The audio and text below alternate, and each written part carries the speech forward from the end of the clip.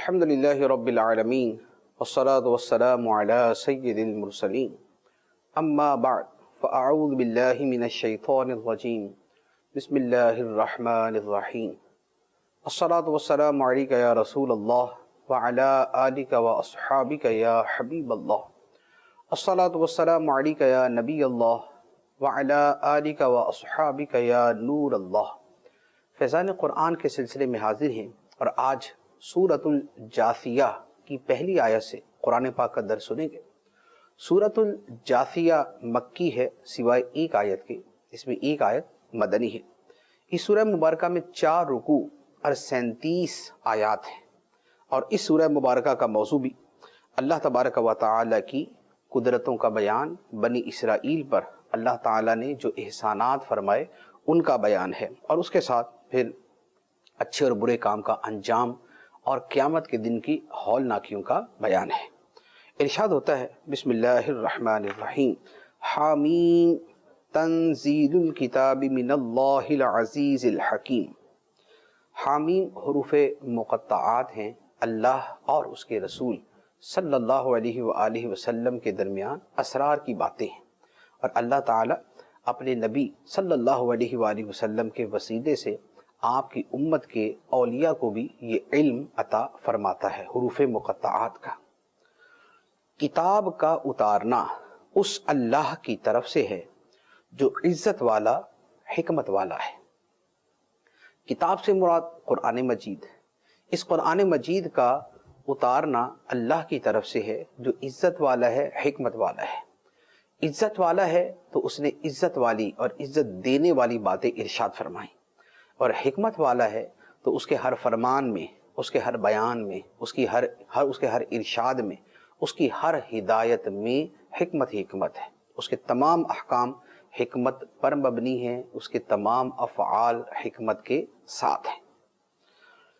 آگے ارشاد ہوتا ہے ان فی السماوات والارض لآیات للمؤمنین وفی خلقکم وما یبث من دابۃ آیات لقوم یوقنون۔ بے شک ایمان والوں کے لیے آسمانوں اور زمین میں نشانیاں ہیں، اور تمہاری پیدائش میں اور جو جانور وہ زمین میں پھیلاتا ہے ان میں یقین کرنے والوں کے لیے نشانیاں ہیں۔ اللہ تعالیٰ کی قدرتوں کے مظاہر ہر شے میں نظر آتے ہیں۔ آسمان کی وسعتیں، آسمان کی پہنائیاں، زمین کی وسعت اور زمین کی گہرائیاں، سب اللہ تعالیٰ کی قدرت کے روشن دلائل ہیں۔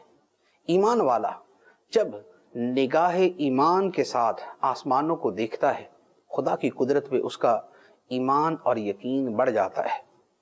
جب وہ زمین اور جو کچھ زمین میں ہے ان پر غور کرتا ہے تو اللہ تعالیٰ کی محبت میں اور اضافہ ہو جاتا ہے۔ خدا کی قدرتوں کا تنوع جب اسے نظر آتا ہے تو پتہ چلتا ہے کہ وہ خدا کتنی قدرت والا، کتنی عظمت والا، کتنی شان والا ہے، جس نے یہ وسیع و عریض آسمان بنائے، جس نے یہ وسیع و عریض زمین بنائی، جس نے یہ پورا نظام کائنات بنایا۔ اس خدا کی قدرت کتنی عظیم ہے۔ اسے یہ بھی پتہ چلا کہ ایمان والا جب آسمانی معاملات میں تفکر کرتا ہے اور زمین کے اندر تفکر کرتا ہے تو وہ بنگاہ ایمان کرتا ہے۔ اس کا یہی تفکر اور اس کی یہی تحقیق اس کے ایمان میں اضافہ کر دیتی ہے۔ لیکن جب یہی غور و فکر ایک کافر کرتا ہے اور اپنے دل میں ایک تعصب اور لادینیت کو بٹھا کے کرتا ہے تو یہی آسمان و زمین کا تفکر اسے خدا سے دور لے جاتا ہے۔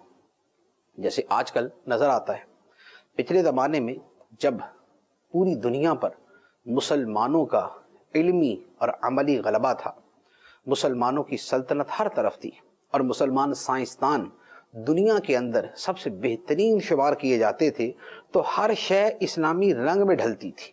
آسمان کی وسعتوں، ستاروں کی چالوں، زمین و آسمان کے نظام کے اندر جب بات کی جاتی تھی تو خدا کی قدرت کا حوالہ دیا جاتا تھا۔ لیکن اب جب وہی سائنس لادینوں اور بے دینوں کے ہاتھ میں آئی، خدا کے منکروں کے ہاتھ میں آئی، آخرت کے منکروں کے ہاتھ میں آئی تو وہ ہر توجیہ اس انداز میں کرتے ہیں جو خدا کے انکار کی طرف لے جانے والی ہے، حالانکہ وہ توجیہ باطل ہوتی ہے، لیکن چونکہ غلبہ لادینوں کا ہے، ملحدوں کا ہے، دہریوں کا ہے، بے دینوں کا ہے، تو وہ انہی چیزوں کو لوگوں کا ایمان تباہ کرنے کے لیے استعمال کرتے ہیں۔ اس لیے بڑا ضروری ہے کہ مسلمان سائنسدان سائنس میں تحقیق کرے، مسلمان ان علوم کے اندر مہارت حاصل کرے، تاکہ وہ جو اللہ تعالیٰ نے فرمایا کہ اس میں تو ایمان والوں کے لیے نشانیاں ہیں، تو وہ ان نشانیوں کو بیان کرے اور اس انداز میں بیان کریں کہ خدا کی قدرت میں ایمان بڑھے، نہ کہ خدا کی نشانیاں خدا کے انکار کی طرف لے جانے والی بن جائیں، جیسا کہ ملحد اور بے دین لوگ کرتے ہیں۔ اس کے بعد آگے مزید ارشاد فرمایا کہ تمہاری پیدائش میں خدا کی نشانیاں ہیں، تمہارا وجود میں آنا کہاں سے شروع ہوتا ہے، کہاں جا کے ختم ہوتا ہے، کیسے ایک پانی کی بوند کے برابر ابتدا ہوتی ہے، کیسے وہ چیز پرورش پاتی ہے، کیسے وہ خون کی پھٹک بنتی ہے، کیسے وہ گوشت کا لوتھڑا بنتا ہے، کیسے اس میں ہڈیاں پیدا ہوتی ہیں، کیسے اس میں دل اور اعضاء نمو پاتے ہیں، پھلتے پھولتے ہیں، کیسے پھر وہ وجود میں آتا ہے بے بس بے کس لاچار، کچھ نہیں کر سکتا، لیکن بڑھتے بڑھتے ایک توانا کڑیل اور ایک جو ہے وہ تن و من جوان بن جاتا ہے، اس کی عقل راسخ ہو جاتی ہے، اس کے اعضاء راسخ ہو جاتے ہیں، اس کی بدن کی قوت جو ہے وہ استوار ہو جاتی ہے، اور ایک پورا انسان وجود میں آ جاتا ہے۔ پھر وہی دوبارہ ڈھلنا شروع ہو جاتا ہے، پھر وہ بڑھاپے کی طرف جاتا ہے، بچپن سے بڑھاپا، بڑھاپے سے دوبارہ بچپن، یعنی کہ بچپن جو بڑھاپے کے احوال ہیں بچوں کی طرح ہو جاتے ہیں۔ تو ان ساری چیزوں میں تمہاری خلق کے اندر اللہ کی نشانی ہے۔ اسی طرح اللہ تعالیٰ نے زمین میں جو جاندار پیدا کیے، ان جانداروں میں یقین کرنے والے لوگوں کے لیے نشانی ہے، جو حق کو دیکھیں اور اس پر یقین لائیں، ان کے لیے نشانیاں ہیں۔ اس کے بعد مزید اللہ تعالیٰ کی نشانیوں کا بیان ہوتا ہے۔ ارشاد فرمایا وَاخْتِلَافِ اللَّيْلِ وَالنَّهَارِ وَمَا أَنزَلَ اللَّهُ مِنَ السَّمَاءِ مِن رِزْقٍ فَأَحْيَا بِهِ الْأَرْضَ بَعْدَ مَوْتِهَا وَتَصْرِيفِ الرِّيَاحِ آیَاتٌ لِقَوْمٍ يَعْقِلُونَ، اور رات اور دن کی تبدیلیوں میں اور اس میں جو اللہ نے آسمان سے رزق کا سبب بارش اتاری تو اس سے زمین کو اس کے مرنے کے بعد زندہ کیا، اور ہواؤں کی گردش میں عقل مندوں کے لیے نشانیاں ہیں۔ مزید کئی چیزوں کے اندر نشانیاں بیان فرمائی، اور کن لوگوں کے لیے؟ جن میں عقل موجود ہے، جن میں سمجھ موجود ہے، جو اپنی عقل سے کام لینے والے ہیں۔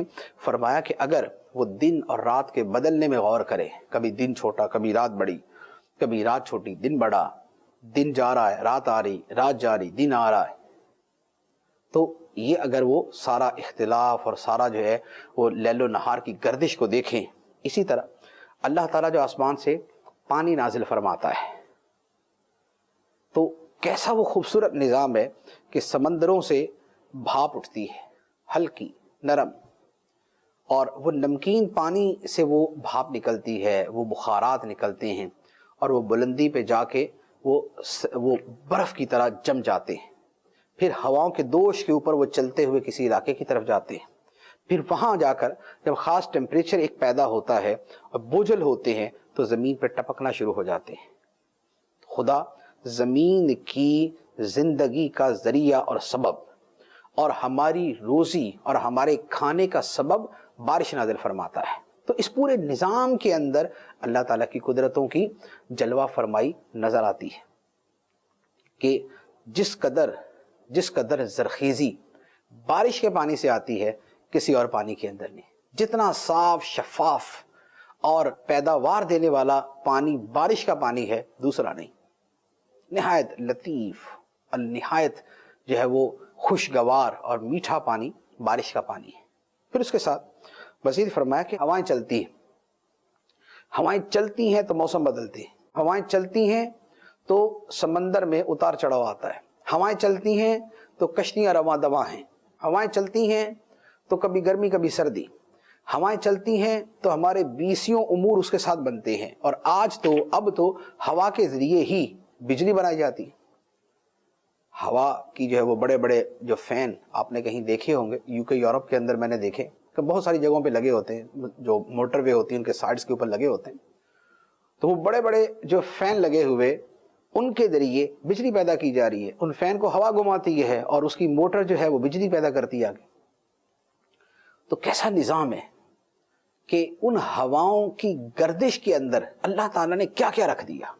انہی ہواؤں کے ذریعے خدا تنبیہ بھی کرتا ہے، جمے جمائے درخت اکھاڑ دیتا ہے، طوفان آتا ہے، ہوا کا طوفان آتا ہے، بنے بنائے گھر اڑ جاتے ہیں، درخت گر جاتے ہیں، اور ایک عجیب جو ہے وہ منظر پیدا ہو جاتا ہے۔ بڑی بڑی طاقتیں، بڑے بڑے ملک اپنے کر و فر اور اپنی طاقت کے اوپر گھمنڈ کرنے والے، غرور کرنے والے ہوا کا مقابلہ نہیں کر پاتے۔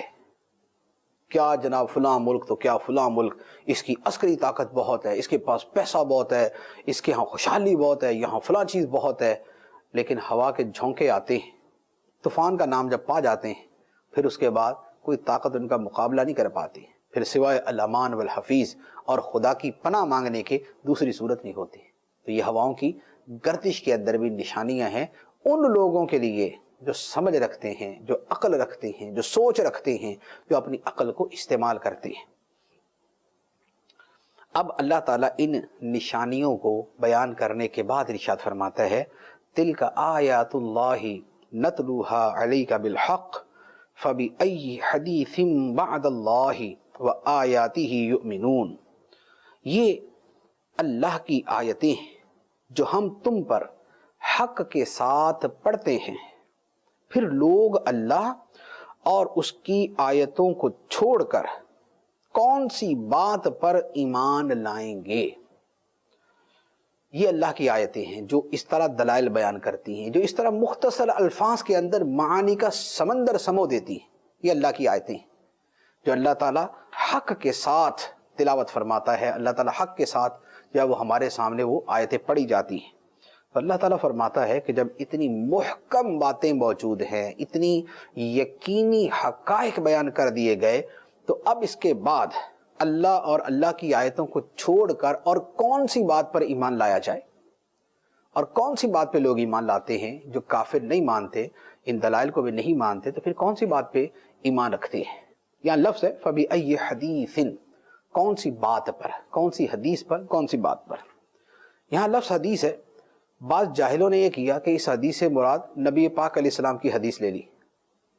جو حدیث کا انکار کرنے والے منکرین حدیث بے دین لوگ کیا کیا کہ اس آیت کا مطلب لے لیا کہ اللہ کی آیتوں کو چھوڑ کر یہ حدیث پر ایمان لاتے ہیں، لا حول ولا قوت الا باللہ، یعنی نبی پاک علیہ السلام کی باتوں پر ایمان نہیں لانا۔ تو ایمان کس بات پہ؟ رسول پہ ایمان کیا ہے؟ پھر رسول تلاوت کرے تو ٹھیک، تلاوت کے علاوہ کچھ بیان کرے تو غیر معتبر، اس پہ ایمان نہیں۔ یہ کون سا دین ایمان ہے؟ یہ کیسی لادینیت ہے؟ یہ کیسی جہالت و حماقت ہے کہ جو رسول دین لے کے آیا اسی کی باتیں معتبر نہیں، لا حول ولا قوت الا باللہ۔ اچھا پھر بولتے نہیں وہ ہمارے زمانے میں چونکہ سندیں آ گئی نا تو اس لیے اعتبار نہیں۔ تو بھئی صحابہ کے زمانے میں تو سندیں نہیں ہوتی تھی، وہ تو ڈائریکٹ نبی پاک علیہ السلام سے سنتے تھے، تو وہ بھی حدیث ہی کہلاتی تھی، اس پر بھی اعتبار کرنا منع ہو جائے گا پھر اگر اتنا ہی اطلاق اس کا لے لیا جائے۔ تو یہ باتیں جو ہیں کہ بھی وہ آیت لے لی تو حدیث چھوڑ دی، یہ سب باطل ہے، یہ سب بے دینی ہے۔ دین کبھی وجود پذیر ہو ہی نہیں سکتا جب تک قرآن کے ساتھ نبی پاک علیہ السلام کے فرمان کو نہ لیا جائے، جب تک کہ خدا کے ساتھ خدا کے رسول کو نہ لیا جائے۔ خدا رسول میں فرق کرنے والا اللہ تعالیٰ قرآن پاک میں فرماتا ہے کہ یہ پکے کافر ہیں، اولئک هم الکافرون حقا۔ تو قرآن اور حدیث ایسا نہیں ہو سکتا کہ اس کو مان لے اس کو چھوڑ دے، اس کو مان لے اس کو چھوڑ دے۔ قرآن کو بھی ماننا پڑے گا، حدیث کو بھی ماننا پڑے گا۔ اب اس کے بعد وہ لوگ کہ جو اللہ کی آیتوں کو سنتے ہیں اور پھر بھی اپنی بے دینی پر ڈٹے رہتے ہیں، اپنی جو کفر کے اوپر ان کا اصرار ہے، ضد ہے، اس پہ ڈٹے رہتے ہیں، ان کا انجام اللہ تعالیٰ نے بیان فرمایا۔ ارشاد ہوتا ہے وَيْلٌ لِكُلِّ أَفَّاكٍ أَثِيمٍ يَسْمَعُ آيَاتِ اللَّهِ تُتْلَى عَلَيْهِ ثُمَّ يُصِرُّ مُسْتَكْبِرًا كَأَن لَّمْ يَسْمَعْهَا فَبَشِّرْهُ بِعَذَابٍ أَلِيمٍ۔ ہر بڑے بہتان باندھنے والے گناہگار کے لیے خرابی ہے جو اللہ کی آیتوں کو سنتا ہے کہ اس کے سامنے پڑی جاتی ہیں، پھر تکبر کرتے ہوئے ضد پر ڈٹ جاتا ہے، گویا اس نے ان آیتوں کو سنا ہی نہیں، تو ایسے شخص کو دردناک عذاب کی خوشخبری سناؤ۔ یہ کون شخص ہے؟ بہتان باندھنے والا بڑا گناہ گار۔ بہتان باندھتا ہے کہ اللہ نے قرآن نازل نہیں کیا، بہتان باندھتا ہے خدا پہ کہ خدا نے کوئی نبی نہیں بھیجا، کوئی رسول نہیں بھیجا، بہتان باندھتا ہے نبی پہ کہ وہ خدا کے کلام کو بیان کرنے میں معاذ اللہ کاذب ہے، جھوٹے ہیں، اپنے دعوی رسالت میں جھوٹے ہیں، بہتان باندھتا ہے۔ اور یہ پکا گناہ گار ہے، بڑا گناہ گار ہے کہ جو اس قدر دیدہ دلیری کے ساتھ خدا اور خدا کے رسول کا انکار کرنے والا اور مقابلہ کرنے والا ہے۔ تو فرمایا کہ ایسے کے لیے بربادی ہے۔ اس کی حرکتیں کیا ہیں؟ فرمایا خدا کی آیتیں سنتا ہے جو تلاوت کی جا رہی ہے، لیکن اس کے باوجود، آیات خدا سننے کے باوجود وہ اپنے کفر پہ اصرار کرتا ہے۔ جو وہ ڈٹ گیا کفر کے اوپر اور اپنی ضد و عناد کے اوپر ڈٹا ہوا ہے، وہ اسی کے اوپر اصرار کرتا ہے، اسی پہ جمع رہتا ہے۔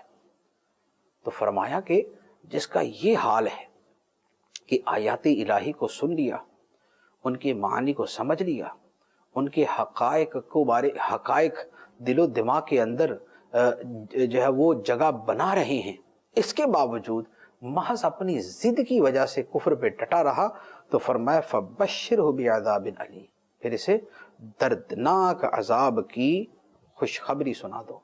خوشخبری کا لفظ تو ایک قسم کا مزید ان کی تحقیر کے طور پہ یہ لفظ یہاں پر بیان فرمایا گیا، خبر ہے مطلق، کہ انہیں دردناک عذاب کی خبر سنا دو۔ اب اس کے بعد ارشاد ہوتا ہے وَإِذَا عَلِمَ مِنْ آيَاتِنَا شَيْئًا اتَّخَذَهَا هُزُوًا أُولَئِكَ لَهُمْ عَذَابٌ مُهِينٌ مِنْ وَرَائِهِمْ جَهَنَّمُ وَلَا يُغْنِي عَنْهُمْ مَا كَسَبُوا شَيْئًا وَلَا مَا اتَّخَذُوا مِنْ دُونِ اللَّهِ أَوْلِيَاءَ وَلَهُمْ عَذَابٌ عَظِيمٌ هَذَا هُدًى وَالَّذِينَ كَفَرُوا بِآيَاتِ رَبِّهِمْ لَهُمْ عَذَابٌ مِّن رِجْزٍ أَلِيمٌ۔ اور جب اسے ہماری آیتوں میں سے کسی کا علم ہوتا ہے تو اسے ہنسی بنا لیتا ہے، ان کے لیے ذلیل کر دینے والا عذاب ہے، ان کے پیچھے جہنم ہے، اور ان کا کمایا ہوا مال انہیں کچھ کام نہ دے گا، اور نہ وہ انہیں کام دیں گے جنہیں اللہ کے سوا انہوں نے مددگار بنا رکھا ہے، اور ان کے لیے بڑا عذاب ہے۔ یہ قرآن عظیم ہدایت ہے، اور جنہوں نے اپنے رب کی آیتوں کو نہ مانا ان کے لیے سخت تر عذاب میں سے دردناک عذاب ہے۔ یہ رویہ بیان کیا ان لوگوں کا کہ جو قرآن کی آیتیں سن کے مذاق اڑاتے ہیں۔ کتنی وعیدیں ہیں؟ فرمایا رسوا کن عذاب، ذلیل کر دینے والا عذاب، آگے جہنم، ان کی کمائیاں کوئی فائدہ نہیں دیں گی، ان کے جھوٹے خدا ان کو کوئی فائدہ نہیں دیں گے، ان کے لیے بڑا عذاب ہے، اور ان کے لیے دردناک عذاب ہے۔ یہ ساری وعیدیں ان لوگوں کے لیے جو قرآن کی آیتوں کو مذاق بناتے ہیں۔ اب ویسے تو یہ آیات کفار مکہ کے بارے میں نازل ہوئی، کیونکہ اولین جو اس کے مخاطبین تھے وہ وہی تھے اور انہی کے حوالے سے کلام تھا، لیکن آیات قرآنی کو مذاق بنانے والے آج بھی موجود ہیں، اور ان میں بعض وہ بھی ہیں جن کا نام مسلمانوں والا، جو کہیں مجبوری سے لکھنا پڑ جائے تو اپنے آپ کو مسلمان ہی لکھتے ہیں، لیکن اگر قرآن کی کوئی بات سامنے آ جائے تو طبیعت خراب ہونا شروع ہو جاتی ہے ان کی۔ قرآن کا حکم آ جائے سود حرام ہے تو ان کو دنیا کی معیشت یاد آتی ہے کہ نہیں جناب، نظام معیشت اس کے بغیر کیسے چل سکتا ہے۔ گویا خدا کو نہیں پتا تھا کہ کیسے چلے گا، ان کو پتا چلا کہ نظام معیشت کیسے چلتا ہے۔ خدا نے حرام کیا تو وہ اس کا کوئی مطلب ہی کوئی نہیں، اور آیات پڑھی جائے تو بولتے یار ان کو سود کے علاوہ بات ہی کوئی نہیں آتی۔ یہ رویہ مسلمان کہلانے والوں کا۔ اچھا، اللہ تعالیٰ نے فرمایا اپنی نگاہوں کی حفاظت کرو، نگاہیں جھکا کے رکھو، پردے کا حکم دیا، عورتوں کو فرمایا گھروں میں بیٹھو، بے پردگی نہ کرو جاہلوں کی طرح، زمانہ جاہلیت کی طرح۔ ان کے سامنے بیان کریں تو ان کو آگے سیکولرزم سوچتا ہے، ان کو آگے آزادی، روشن خیالی اور آزادی رائے اور ایسے بڑے بھاری بھاری جو الفاظ بنا لیے وہ سوچتے ہیں کہ نہیں جناب اتنا پابند کیوں، کیا قبائلی زمانے کی باتیں ہیں، کیا گھروں کے اندر بند کر دینے کی باتیں کرتے ہیں۔ تو یہ تو قرآن باتیں کر رہا ہے، کو ہم اپنی طرف سے تو نہیں کہہ رہے، آیات تو قرآن کی، لیکن ان کی طبع نازو پہ گراں گزرتی ہیں، تو یہ بھی آیتیں سنتے ہیں، مذاق بناتے ہیں۔ تو یہ جو وعیدیں بیان کی ہیں وہ بھی یاد رکھنی چاہیے کہ خدا کی آیتوں کا مذاق اڑایا، اس کے احکام کا مذاق اڑایا اور انکار کیا تو یہ ساری کی ساری وعیدیں منطبق ہو سکتی ہیں۔ رسوا کن عذاب ہوگا، آگے جہنم ہوگی، دردناک عذاب ہوگا، اور یہ جو دنیا کی کمائیاں ہیں، نظریات ہیں، وہ فلاں فلاسفر کے نظریہ ہم نے اپنا لیا، فلاں فلاسفر بہت بڑا ہے، فلاں ملک کا، فلاں ملک کا، وہ جناب ادھر دنیا کے کونے کونے سے اٹھا کے جتنے بھی وہ اس طرح کے لوگ ہیں فلسفے کے نام پہ بولنے والے، ان کو اٹھا کے بڑے ان کے نام لے دیے۔ یہ جو سارے فلسفیوں کو پیدا کرنے والا خدا ہے اس کی جو باتیں ہیں وہ نہیں عقل میں آتی، فلسفیوں کی آ جاتی، فلسفہ فلاں، فلسفہ فلاں، فلسفہ فلاں، فلسفی فلاں کی، فلسفی فلاں کی، فلاسفر فلاں، سیکولرزم، اوہ فلاں نظام، فلاں نظام۔ اچھا تو قرآن کا نظام اس کی بات نہ کریں، اچھا نبی پاک علیہ السلام کی سنت اور آپ نے جو ہمیں اسلامی نظام دیا وہ نہیں، اس کی بات نہ کریں۔ آج کے زمانے میں کہاں چلے گا، سبحان اللہ۔ تو اس کا مطلب یہ ہوگا کہ قرآن منسوخ ہو گیا، اسلام منسوخ ہو گیا، کہ اب نہیں اسلام چلے گا، اب نہیں قرآن چلے گا، اب نئے نظام چلیں گے، اب نئے انداز چلیں گے۔ تو بس یہ پرانی باتیں، یہ پرانی باتیں، معاذ اللہ۔ قرآن کو، قرآن کے احکام کو پرانی باتیں کہنا یہ کن کا وتیرہ تھا؟ کافر کہا کرتے تھے کہ پہلوں کی باتیں ہیں، پرانی باتیں ہیں۔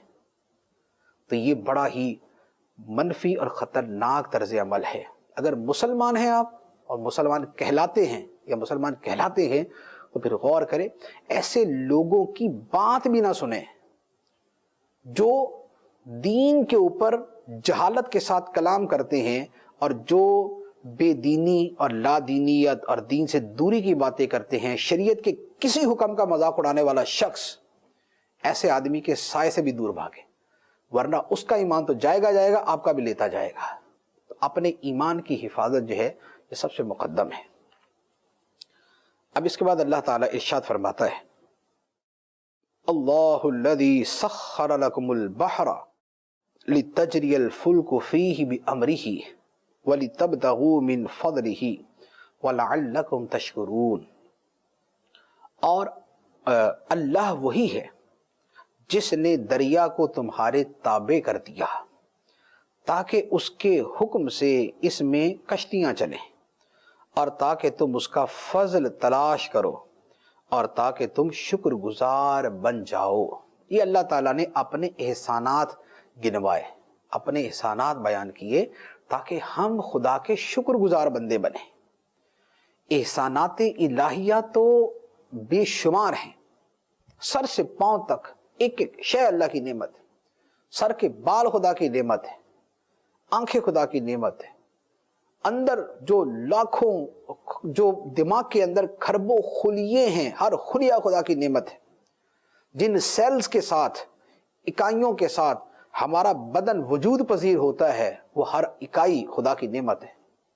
لیکن یہاں ایک بڑے پیمانے کے اوپر ایک چیز کو بیان کیا گیا، فرمایا کہ یہ جو دریا کو تمہارے لیے مسخر کر دیا، کشتیاں چلاتے ہو، مشرق کا مال مغرب جا رہا ہے، مغرب کی پیداوار مشرق میں آ رہی ہے، تو یہ جو سارے کا سارا اللہ تعالیٰ نے نظام بنایا ہے یہ خدا کا احسان ہے، اور یہ اس لیے ہے تاکہ تم خدا کے شکر گزار بندے بنو، اللہ کا فضل تلاش کرو، رزق تلاش کرو۔ رزق کی تلاش میں بندہ یہاں سے نکلتا ہے وہ دوسرے ملکوں میں چلا جاتا ہے۔ پھر مزید ارشاد فرمایا، وَسَخَّرَ لَكُم مَّا فِي السَّمَاوَاتِ وَمَا فِي الْأَرْضِ جَمِيعًا مِّنْهُ إِنَّ فِي ذَلِكَ لَآيَاتٍ لِقَوْمٍ يَتَفَكَّرُونَ۔ اور جو کچھ آسمان میں اور جو کچھ زمین میں ہے سب کا سب اپنی طرف سے تمہارے کام میں لگا دیا، بے شک اس میں سوچنے والوں کے لیے نشانیاں ہیں، تفکر کرنے والوں کے لیے۔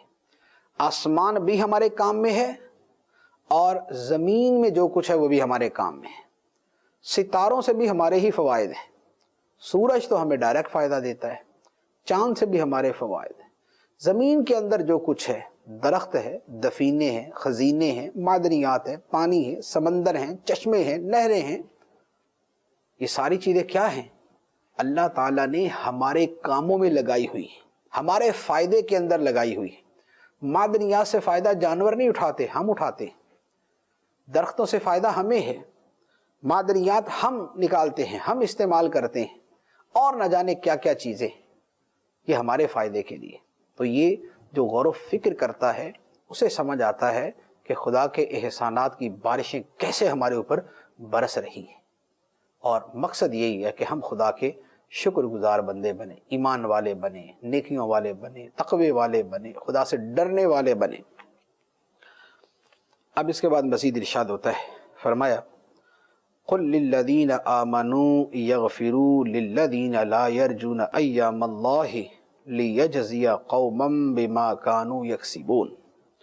تم ایمان والوں سے فرماؤ، اے نبی تم ایمان والوں سے فرماؤ کہ ان لوگوں سے درگزر کرے جو اللہ کے دنوں کی امید نہیں رکھتے، درگزر کرو تاکہ اللہ ایک قوم کو ان کی کمائی کا بدلہ دے۔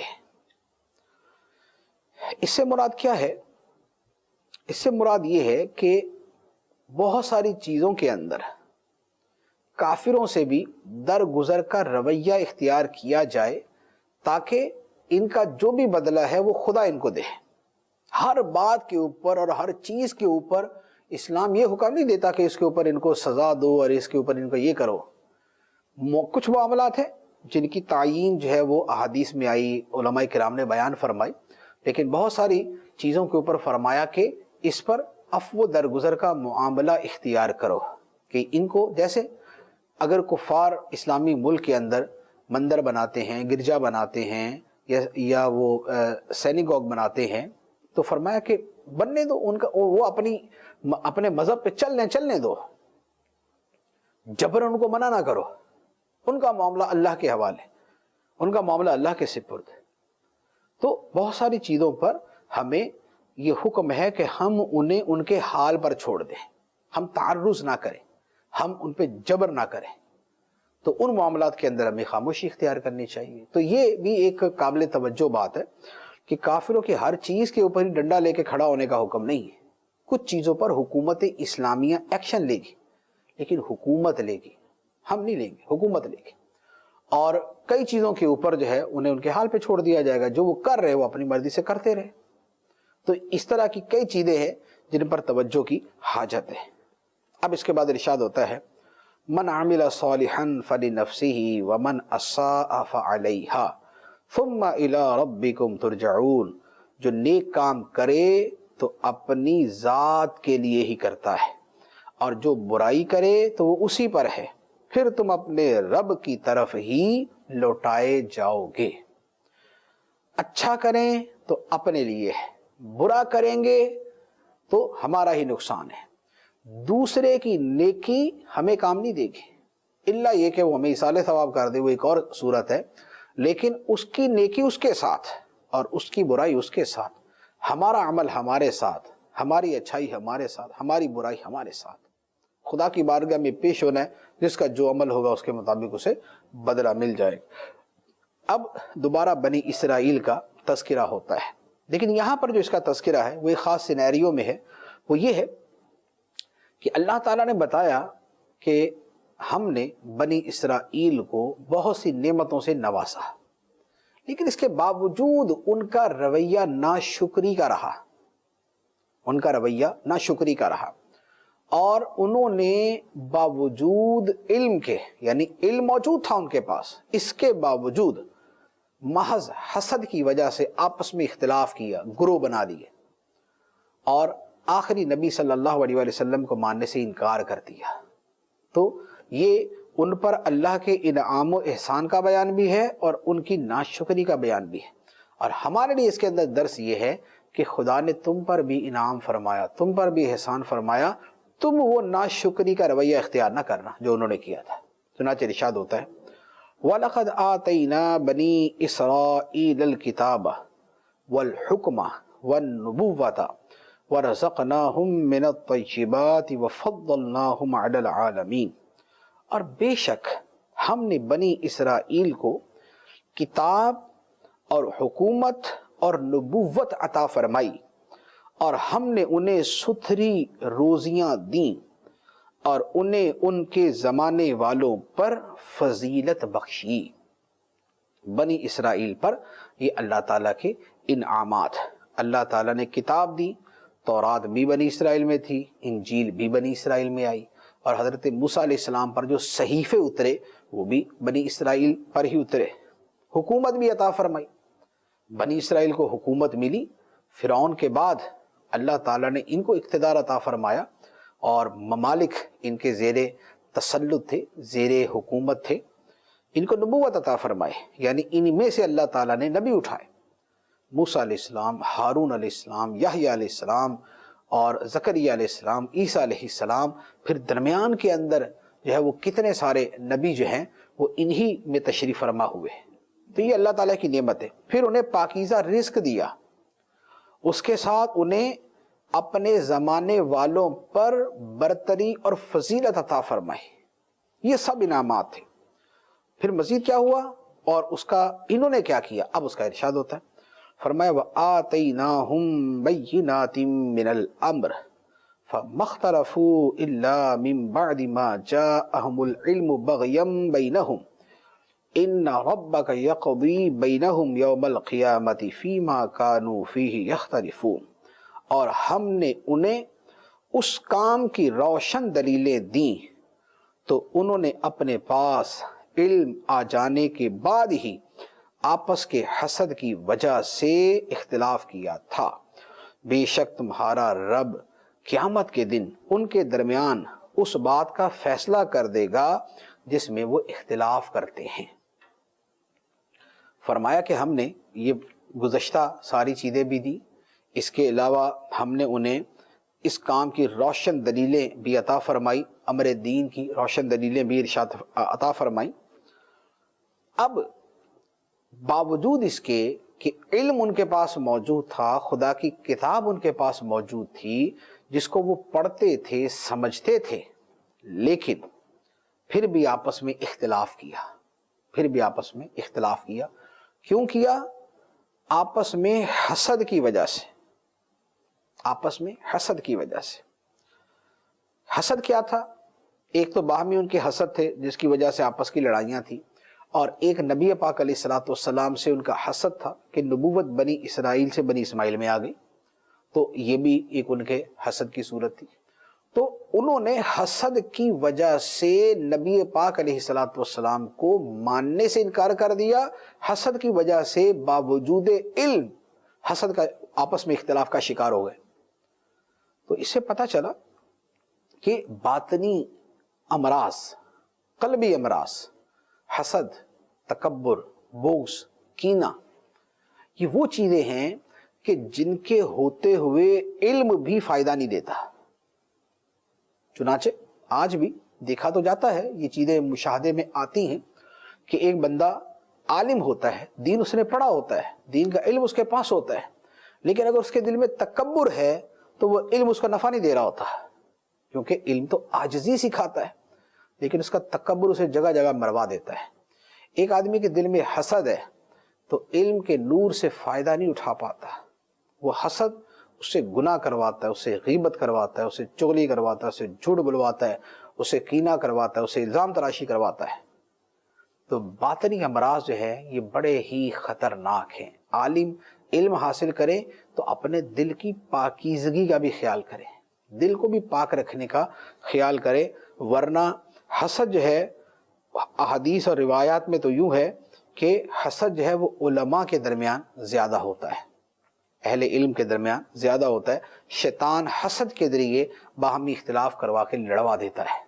اسی طرح بڑے بڑے مقاصد کے لیے اٹھنے والے لوگ جو کوئی تنظیم بنائیں، کوئی تحریک چلائیں، اگر آپس میں حسد کا شکار ہو جائیں تو وہ تنظیم و تحریک کبھی کامیاب نہیں ہوتی۔ اس لیے حسد کی بجائے خیر خواہی، تکبر کی بجائے عاجزی، اس کو وتیرہ بنائیں، اس کو شیوا بنائیں، اسے مشعل راہ بنائیں، منزل تک پہنچ جائیں گے۔ اب اس کے بعد ارشاد ہوتا ہے پھر ہم نے تمہیں اے نبی پھر ہم نے تمہیں اس معاملہ دین کے عمدہ راستے پر رکھا تو تم اسی راستے پر چلو اور نادانوں کی خواہشوں کے پیچھے نہ چلنا، بے شک وہ اللہ کے مقابلے میں تمہیں کچھ کام نہ دیں گے، اور بے شک ظالم ایک دوسرے کے دوست ہیں اور اللہ پرہیزگاروں کا دوست ہے۔ اب نبی پاک صلی اللہ علیہ وآلہ وسلم کے ذریعے امت کو حکم دیا جا رہا ہے۔ نبی پاک علیہ الصلوۃ والسلام تو پہلے بھی شریعت کے مطابق چلتے تھے، دین پر چلتے تھے، آپ کو تو استقامت کا فرمایا گیا، آپ کے ذریعے ہم لوگوں کو فرمایا گیا کہ اس کی پیروی کرو، اس راستے پر چلو۔ تو جو دین کا راستہ ہے، اسلام کا راستہ ہے، اس پر اللہ تعالیٰ نے ہمیں رکھا تو اس پہ چلیں، اور نادان لوگوں کی خواہشوں کی پیروی نہ کریں۔ کوئی کسی کی تحقیق اٹھا کے لے آتا ہے، کوئی کسی کا فلسفہ اٹھا کے لے آتا ہے، کوئی کسی کی جو ہے وہ سیکس کی تعلیمات کو اٹھا کے لے آتا ہے کہ جناب فلاں بڑا فلسفی جو ہے یہ اس کا نظریہ ہے۔ یہ بھی نظریہ چلتا ہے دنیا کے اندر، جو میں نے عرض کیا، جنسیات کا نظریہ۔ تو ایسے لوگوں کے پیچھے نہ چلو جن کے پاس وحی کا نور نہیں ہے، عقل کی تیزی کے ساتھ جنہوں نے کچھ چیزیں گڑھ دی ہیں اور دنیا کے سامنے بنا سوار کے پیش کر دی ہیں، ان کے پیچھے نہ چلو، ان کی خواہشات کے پیچھے نہ چلو، یہ فائدہ نہیں دیں گے۔ یہ جتنے دنیا کے بڑے بڑے فلسفی ہیں، یہ قیامت میں آگے فائدہ نہیں دیں گے ہمیں، کہ دنیا میں کیا تھا جناب، او فلاں بڑے فلسفی کے فلسفے پہ عمل کرتے تھے، فلاں کے فلسفے پہ عمل کرتے تھے، سیکولرزم، ہم تو جناب ان کے پیچھے چلنے والے تھے۔ تو قیامت کے دن یہ کوئی سیکولر فائدہ نہیں دے گا آگے، قیامت کے دن اللہ کے ولی فائدہ دیں گے، اللہ کے نبی فائدہ دیں گے، دین اسلام فائدہ دے گا، صالحین، متقین، علماء، اولیاء فائدہ دیں گے۔ اس دن اٹھ کے کوئی سیکولر نہیں بولے گا کہ یا اللہ ساری زندگی میں تیرے دین سے لوگوں کو دور کرتا رہا کہ بھائی دین نہیں، آزادی آزادی آزادی، آج میں ان کو فائدہ پہنچاؤں گا۔ کوئی فائدہ نہیں پہنچائے گا۔ ہاں، جو خدا کے دین کی دعوت دیتا تھا کہ اللہ کے دین کو مانو، اس پہ چلو، ادھر ادھر نہ بھٹکو، ولا تتبعوا السبل، اور راستوں پہ نہ چلو، ان ھذا صراطی مستقیم، یہ ہے سیدھا راستہ، یہ فائدہ دیں گے۔ اور ادھر ادھر کے راستے بتانے والے خود پھنسے بیٹھے ہوں گے، دوسروں کو کیا راستہ دکھائیں گے اور دوسروں کی کیا مدد کریں گے؟ تو لہذا دین داروں کی بات پہ چلے، بے دینوں کی بات پہ نہ چلے۔ ظالم ایک دوسرے کے دوست ہیں، مددگار ہیں، لیکن اللہ متقیوں کا دوست ہے۔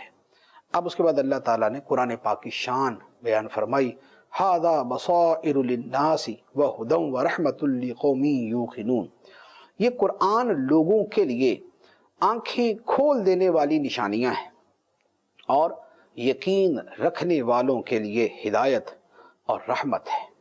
قرآن کے دلائل آنکھیں کھول دیتے ہیں، یہ ہدایت ہے، یہ رحمت ہے۔